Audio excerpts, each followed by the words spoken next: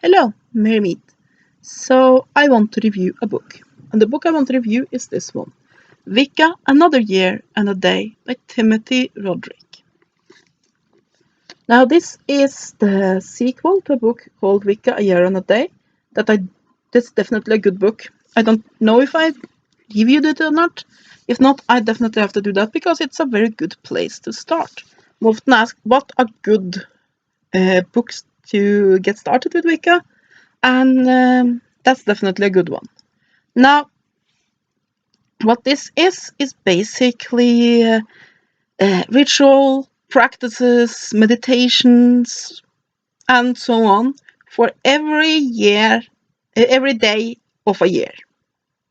And what something I really like about this book is that it is an intermediary book, because if you look at the various books on Wicca out there, you will find a lot of beginner books.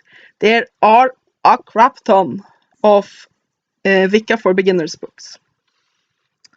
And there's nothing wrong with that. I mean, just adjust the camera a little bit. There we go. There's nothing wrong with that. It's definitely a type of book that's needed. Lots of people want to start with it. And it's also a good idea to read about the basics from different authors, because that will give you a more balanced view. But there are a definitive lack of books when it comes to intermediary and advanced when it comes to Wicca, because what sells are the beginner books. What sells is that this is the book you can pick up and then you can start practicing witchcraft, not that this is the book you can pick up when you have been doing this for a while. That doesn't sell as well. So, yeah. Now, basically, many within Wicca follow something called a year and a day.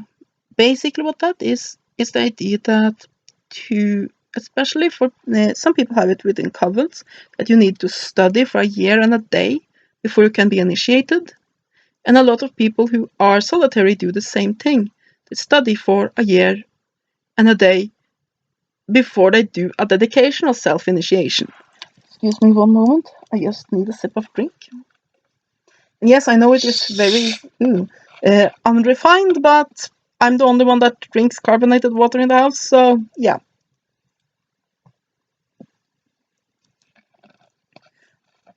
My husband prefers soda. I drink carbonated water. Anyway, where were I? Yeah, a year and a day. And this basically, in the first book in the series, is basically this author's take on a year and a day, with various exercises, spells, rituals, meditations, and so on, meant to help teach you to become a witch. While this is basically what you can do for your next year. But I don't think that you necessarily have to be part of basically decided to do a year and a day process to have use of this book, because there's so many things in here that's useful for anyone. For example, one of the things I really like about it is that it goes through the moon phases. A lot of people focused only on the full moon, and basically if the moon is waxing or waning, but this basically goes through all the days in a moon cycle and what each day means, and that's incredibly useful information. So, let's have a look at the book. It is, of course, structured a little bit differently than a lot of books, because it's based on the idea that you will do one of these things each day and focus on that for that day. So it isn't structured exactly as other books, but still the information in it is very useful. And I do think that doing these two books, basically take the first book in the series for your first year and a day, and then this book, will make you a pretty knowledgeable, pretty rounded, and pretty damn skillful witch. But let's go through the contents. We have an introduction, why another year and a day, which of course discusses why that can be a good thing. What can I expect to learn? symbolic death and rebirth. This is a very interesting chapter because the whole concept of death and rebirth is actually a very fundamental part of Wicca. Service to others. Wicca is a right-hand path religion, and as a right-hand path religion, the idea of service to others is a pretty major part that a lot of other books ignore. Who should read this book? Adjustment, your second degree training year. Basically, this book's idea is that it will lead a solitary practitioner to the second degree. Various paths within Wicca have various requirements for what you can say within the and what the various degrees are. Within traditional Wicca, meaning Gerardian and Alexandrian, you have pretty specific things, and it's also then coven-based for when you are reaching first degree, second degree, and third degree. But when you are solitary, it's a little bit different, and this basically goes through.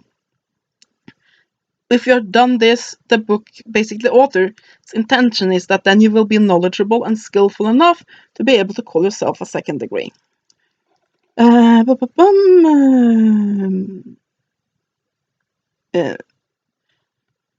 magical equipment, which can be a useful chapter and advice for how to do that, because there's a lot of crap on the market.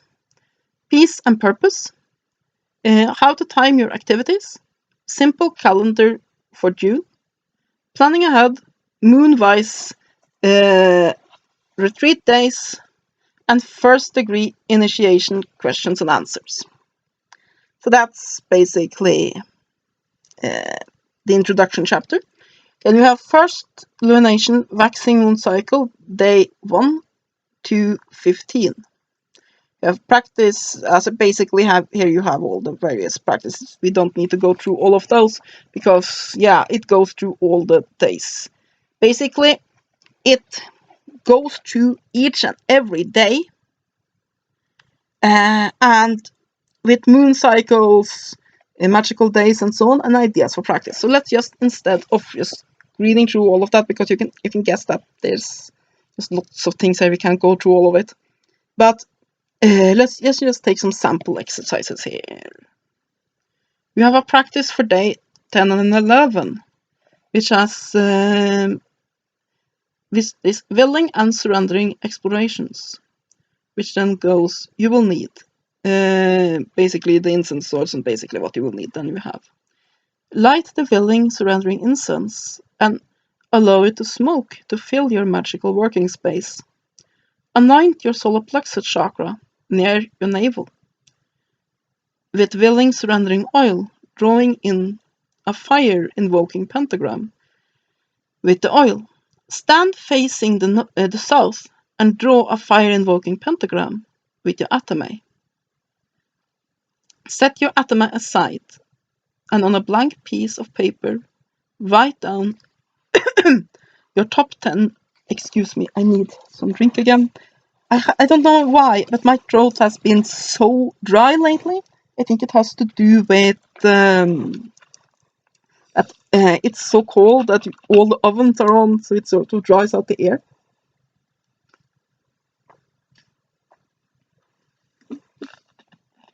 So, excuse me.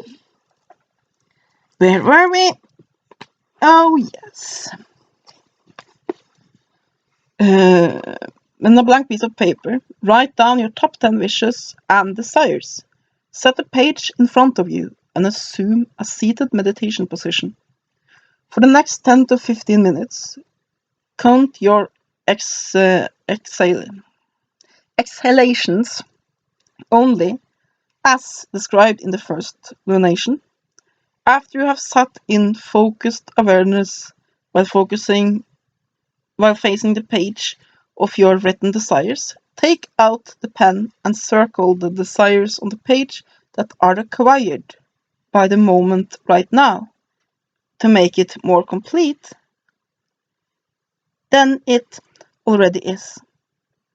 Is it possible that the moment you are in right now is all and complete without the need for anything more? Now now answer the following questions, basically, the questions that you can ask yourself. Basically, this is an exercise to basically discern what are your actual needs. And perhaps you don't need anything but being with yourself right at the moment. That doesn't mean that you shouldn't have desires. It doesn't mean that you shouldn't strive for more. It just means that can you accept yourself just at this moment that you have what you need. Basically, it's a very useful. So it's supposed to be thankful for what you are, and yeah, basically seeing that all you really need is yourself and basically the basic needs for survival. When you have that, everything else is things that can make your life easier, makes it easier to follow your path, can definitely be practical, but what you need is in you. Basically, it's all sorts of exercises like that, in addition to tons and tons of information. So, I definitely think this is a very good book, especially for those that are looking for a book that's more intermediary. Because you don't have a lot of options there. There are a few books, not very many. And this is a very good choice, especially like how it follows the various moon cycles and doesn't just focus on is it waxing or waning and is it full or not. Basically, because there's so much more to the moon than just that. It basically, even if you don't want to do these exercises, I'll do that on that day, and that on that day, and that on that day. Instead, basically say, oh, well, I like that exercise. For example, I like that exercise I read up there. It can be a very good exercise to feel more thankfulness in your life. I might want to do that. And so on. So you pick and choose which exercise to do, or if you want to just follow this course through. I think there's a lot of information here that is very useful, especially for people that practice Wicca, but any right-hand path type witchcraft, this is definitely a book that holds a lot of information that's useful. So yeah, I don't know what else to say about the book. It does have a bit of that Satan's ballsack artificial velvety feel to it, which I don't like. Other than that, I don't really have any complaints about this book. It's very good. It's easy to find. There's information on all sorts of blessings, invoking pentacles. All basically draws a lot on ritual magic, ceremonial magic, and mixes that in with witchcraft. And before anybody protests, that is definitely a big part of both Gradian and Alexandrian Wicca, because Gardner was a Western ritual magician. So it's definitely a part of that system. It brings all of those things in. It just brings more details. So instead of just learning how to basically bless with a pentagram, now it goes in. You can do a pentagram so and so to make it fire, so and so to make it earth. And depending on where you begin with it, it can be invoking or banishing, all of these various details, and this book gives you a lot of that, which can bring more depth to your practice. So yeah, it's definitely a good book. And that is my review of Wicca, Another Year and a Day by Timothy Roderick. I think I'll give this book 8.5 out of 10. I hope you have enjoyed this review. Have a great day, and blessed be.